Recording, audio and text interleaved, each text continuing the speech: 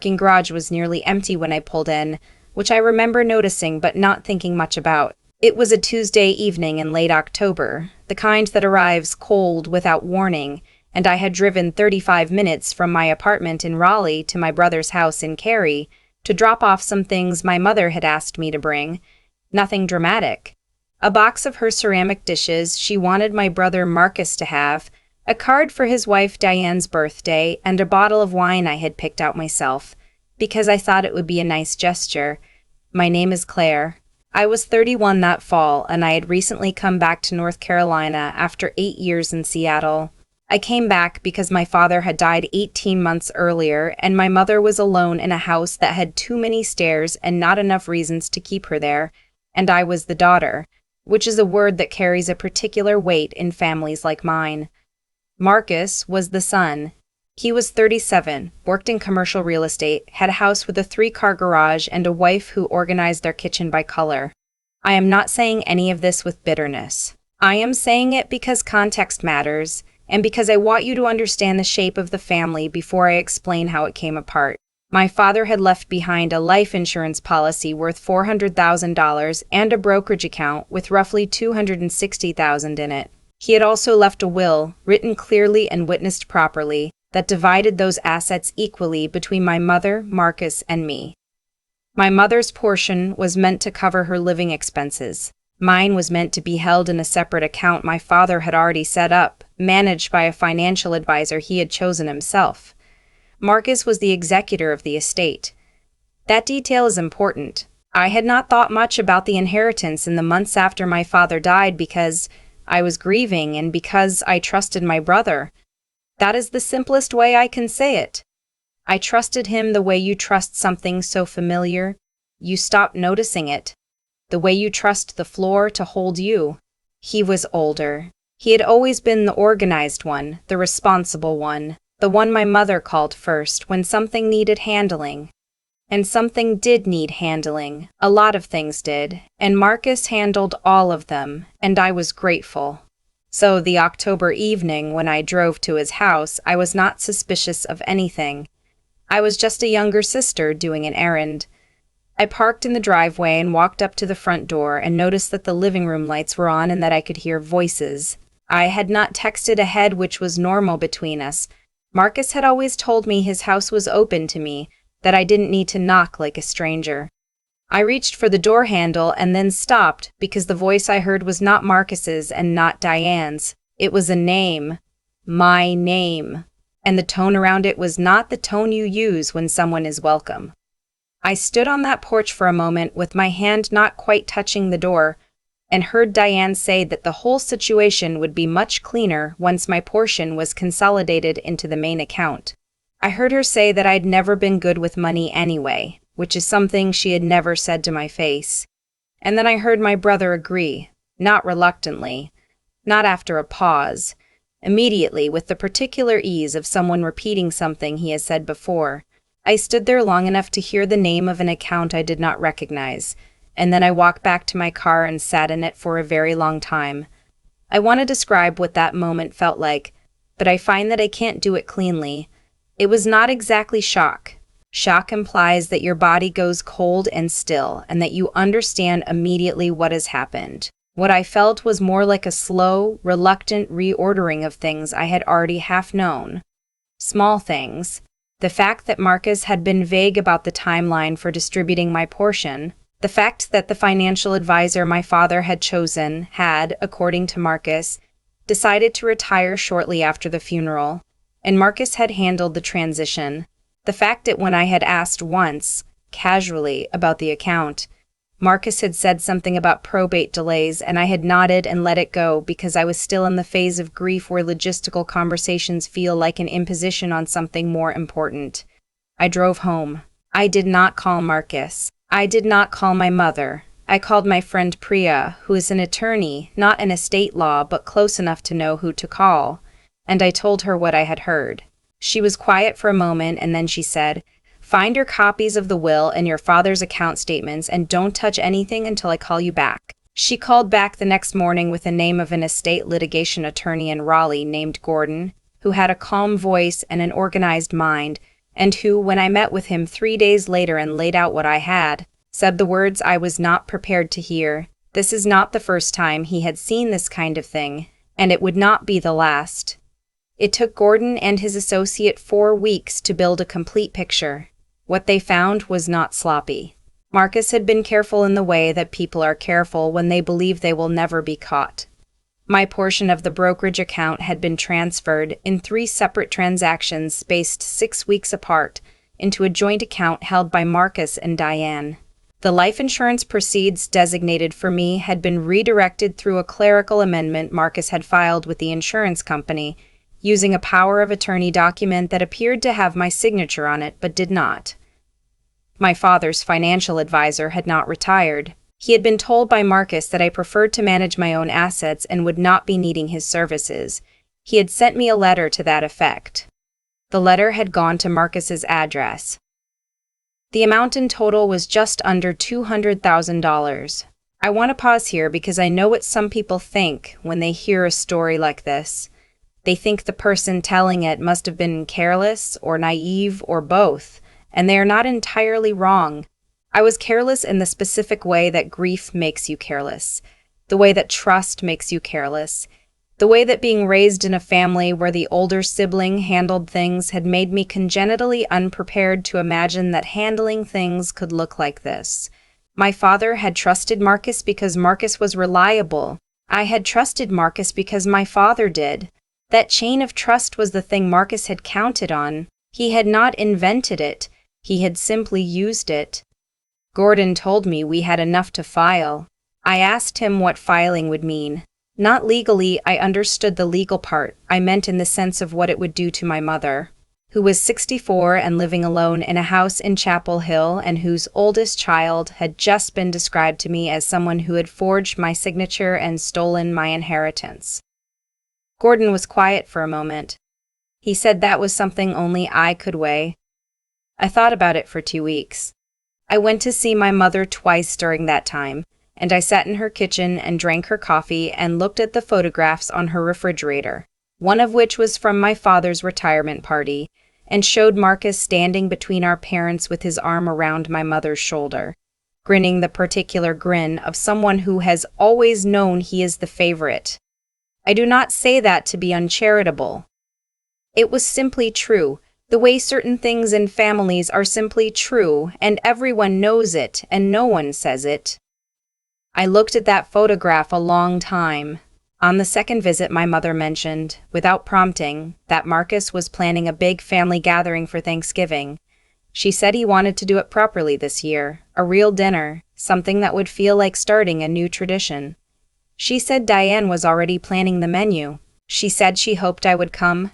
I drove home and called Gordon. He asked what I wanted to do. I told him I wanted to do it right. What followed was not fast, and it was not simple, and I will not pretend it was painless. Gordon filed the civil complaint in early November. He also contacted the insurance company about the fraudulent power of attorney, which triggered their own investigation. Marcus was served on a Thursday morning, which I know because Priya was with me when Gordon's office called to confirm. I was sitting in Priya's kitchen eating a bowl of cereal, and I put the spoon down and looked at her, and she reached across the table and put her hand over mine and didn't say anything, which was exactly right. Marcus called me 40 minutes after being served. I did not answer. He called 4 more times that day. He called from Diane's phone once, which I also did not answer. He texted 3 times. The first text said we needed to talk. The second said I was making a mistake. The third said that Dad would be devastated to see what I was doing to this family. I read that third one twice. I put my phone face down on the table. He called my mother. Of course he did. She called me that evening, her voice tight in the way it gets when she is trying to manage something she doesn't fully understand. And she said Marcus had told her there had been some kind of financial misunderstanding and that I had gotten attorneys involved and that she needed to know what was happening. I told her I would come see her on Saturday and explain everything. She started to push back and I said gently but clearly, "Saturday, Mom. I will explain everything on Saturday." She was quiet for a moment and then she said, "Okay." I brought Gordon's summary document to that Saturday visit. Not the full legal filing, which was dense and procedural, but the 12-page summary he had prepared for exactly this kind of conversation, organized chronologically, with the account numbers and transaction dates and the copy of the power of attorney document with my signature on it, and the affidavit from the handwriting analyst who had confirmed the signature was not mine. I sat at my mother's kitchen table and I walked her through it page by page. She did not speak for a long time after I finished. She had her hands flat on the table and she was looking at the document in front of her, and her face had the expression of someone doing a calculation they do not want to complete. I watched her and I thought about my father, and I thought about the photograph on the refrigerator, and I waited. She finally said, "How much?" I told her. She closed her eyes.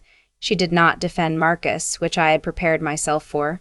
She did not tell me I was misreading things or that there must be an explanation. She sat there with her eyes closed for what felt like a full minute, and then she opened them and looked at me with an expression I had never seen on her face before. Something old and exhausted and completely unguarded, and she said, "I should have seen this." I said, "You couldn't have known." She shook her head, not like she disagreed with me. More like she was dismissing a comfort she didn't think she deserved. We sat together for a long time after that. I made the coffee. She talked about my father. Not about the money, not about Marcus, just about my father. Stories I had heard before, and some I hadn't. I think that was what she needed to do with it first. The Thanksgiving dinner did not happen. Marcus and Diane retained their own attorney, and the negotiations ran through November and into December, which meant that the holiday season that year had a quality I can only describe as suspended. Everything paused. Everything waited. My mother spent Thanksgiving with me at my apartment, just the two of us, and we made a simple dinner and watched a movie she had wanted to see for months, and did not talk about the case except once, when she said quietly, during the credits, that she was sorry. I told her she had nothing to be sorry for. She said she knew. She said it anyway. The settlement was reached in January. The full amount was recovered, with interest, through a structured repayment arrangement that attached to Marcus and Diane's assets. The insurance company voided the fraudulent amendment and processed the correct payment. Marcus was required to withdraw from any remaining involvement in the estate. His attorney had pushed back hard on several points, and Gordon had held the line on all of them, which is why you hire someone like Gordon. The part that Marcus's attorney fought hardest was a clause Gordon had included requiring Marcus to provide a written accounting to my mother of all estate actions he had taken as executor. Marcus did not want that document to exist. It exists now. I do not know what my mother and Marcus have said to each other since then. I think that is their territory, and I have tried to stay out of it. She and I talked 2 or 3 times a week. She came to my apartment for Christmas, and we cooked a real dinner. The kind with too many dishes and not enough counter space. And she stayed 2 nights and slept in my second bedroom, and in the morning I could hear her making coffee before I was even awake. It was one of the better mornings I can remember. I do not feel triumphant about how this ended. I want to be honest about that. Triumphant implies a kind of clean satisfaction I did not find. What I found was more like the feeling after you have been carrying something heavy for a long time and set it down. Not joy, exactly. More like the return of a baseline you had stopped noticing you were missing. The ability to make plans without the low-level anxiety of something unresolved. The ability to think about my father without the layer of this on top of it. There's one other thing I did for myself after the settlement. I took 2 weeks off work and drove up to the Outer Banks to a small rental cottage just back from the beach in Nag's Head in January, when it is completely empty of tourists and the light on the water is a different kind of light than it is in summer. I walked on the beach every morning. I cooked simple dinners. I read 4 books I had been meaning to read for 2 years. I sat on the back porch in the evenings with a blanket and a glass of wine, and I watched the light change, and I thought about my father, about the person he was and the person he believed Marcus to be, and I tried to hold those 2 things at the same time without needing to resolve them. He was a man who trusted his children. He was not wrong to trust me. He was wrong about Marcus, which is a different kind of loss, and I am still finding the edges of it. On the last morning, I walked down to the water line and stood there for a while. The beach was completely empty in both directions. The water was gray-green and cold-looking, and the wind had that clean, salt-heavy quality it gets in winter. I stood there and thought about what it means to spend years being shaped by a version of your family that was not entirely true. Not lying to yourself, exactly. Just not knowing which questions to ask. Not knowing yet that the shape of the room could be different. My father built something real. He built a career and a marriage, and 2 children he raised to believe that family meant something. The fact that one of those children used that belief against the other is not a verdict on what he built. It is just the thing that happened. I have been trying lately to hold those apart, what was real and what was done with it, because I think collapsing them is a mistake I cannot afford. I changed my number after the settlement. I sent a brief, factual message to the family members who reached out with incomplete information, explaining what had happened in plain terms and wishing them well. Some of them responded with understanding. Some did not respond. One sent a long email about forgiveness that I read once and did not reply to. Priya came down to Raleigh for a weekend in February, and we went to dinner and talked for 4 hours about everything and nothing. And at the end of the night she told me I seemed more like myself than I had in years. I asked her what that meant. She'd thought about it and said, like you're not waiting for something. She was right. I had been waiting without knowing it for a very long time. Waiting for the estate to settle. Waiting to understand what my father's death meant. Waiting to find out who my family actually was underneath the version I had grown up believing in. That waiting is over now, one way or another. I know what I know. I have what I have. I live in an apartment I chose for myself, in a city I came back to for my own reasons, with a bank account that belongs to me and a mother who calls on Tuesday evenings to tell me about her book club. I do not need Marcus to understand what he did. I do not need an apology or an explanation, or even an acknowledgement. What happened is documented now, in court filings that are public record, and an accounting that has my mother's signature as a witness. It does not need my feelings to be complete. But I will say this one thing. My father used to tell me when I was young that the measure of a person is what they do when they think no one is watching. He believed that about himself. He tried to live it. He chose an executor for his estate based on that belief, and he chose wrong, and I spent months carrying the weight of that on top of everything else I was carrying. But I also think about what I did when I thought no one was watching. I stood on that porch in the dark and I heard what I heard, and I walked back to my car and I did it right. I did not confront them at the door. I did not make it a scene. I gathered what was real and I let the truth be the loudest thing in the room. That is the part I keep coming back to. Not the settlement number, not the legal filings, not even the expression on my mother's face when she closed her eyes at the kitchen table. The part I keep coming back to is that I did it the way he would have wanted me to. I think that matters. I think he would have said so. If you have ever been in a position where someone you were supposed to be able to trust decided quietly that your interests were less important than their own, I want to ask you something. Not what you did about it. That is your own story. But this, what was the moment you realized the version of them you had been protecting was costing you more than the truth? I have thought a lot about cause and effect since all of this ended. Not in any cosmic sense, just in the plain, observable way that choices accumulate. Marcus made a series of decisions, each one small enough to feel manageable, each one building on the last. He decided that my trust was a resource. He decided that grief makes people easy to delay. He decided that if he was careful and patient and used the right language, probate delays, transition periods, clerical amendments, I would never look closely enough to find what he had done.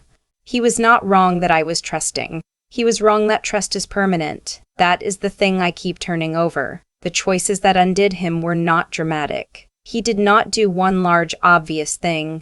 He did many quiet things, each one requiring me to not ask the next question. And for a long time, I didn't.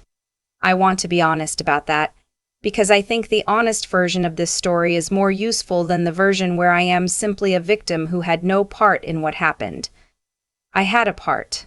My part was that I had been taught, by years of family dynamics that went unexamined, to treat Marcus's management of things as a given. The moment I stopped treating it as a given, the moment I sat in Priya's kitchen and said out loud what I had heard, was the moment the whole structure started to come apart. Not because of anything dramatic I did, because I asked the next question. That is what I would call the intelligence part of this. Not brilliance, not strategy. Just the willingness to ask the question you have been unconsciously avoiding, and then to sit with whatever the answer is, without flinching away from it. Gordon did not find what he found because he is exceptional, though he is very good at his job. He found it because I gave him the right question to answer. I had to be clear-eyed enough to hand it to him. The ethics of it, the right and wrong of it, I find simpler than people might expect. Marcus knew what he was doing was wrong. He knew it because he was careful. People who believe they are doing something legitimate do not file fraudulent power of attorney documents. They do not space transactions 6 weeks apart to avoid triggering review thresholds. The care he took was its own confession, and the fact that it came undone in a public filing, in a court document with his name on every transaction, is not something I engineered as punishment. It is just what happens when you build something on concealment, and the concealment stops. The endurance part is harder to talk about because it was not glamorous. It was 4 months of phone calls I didn't take and texts I read and set down. It was sitting with my mother in her kitchen while she processed something she should never have had to process. It was going to work every day and doing my job and not talking about it except with Priya and Gordon, because the alternative was letting it become the only thing I was. I did not let it become the only thing I was. That was a choice I made every morning, and some mornings it was harder than others. I think about my father when I think about how this ended. He chose Marcus to handle his estate because he believed Marcus was the kind of person who could be trusted with something that mattered. He was wrong about that, and I've made my peace with the fact that he was wrong and that he died not knowing it. What I know, and what I think he would have recognized, is that I handled it the way a person handles something when they know someone they respected is watching. Carefully, without spite, letting the truth speak at the volume it needed to speak, without me standing behind it making it louder. That is all any of us can really do with what we are handed.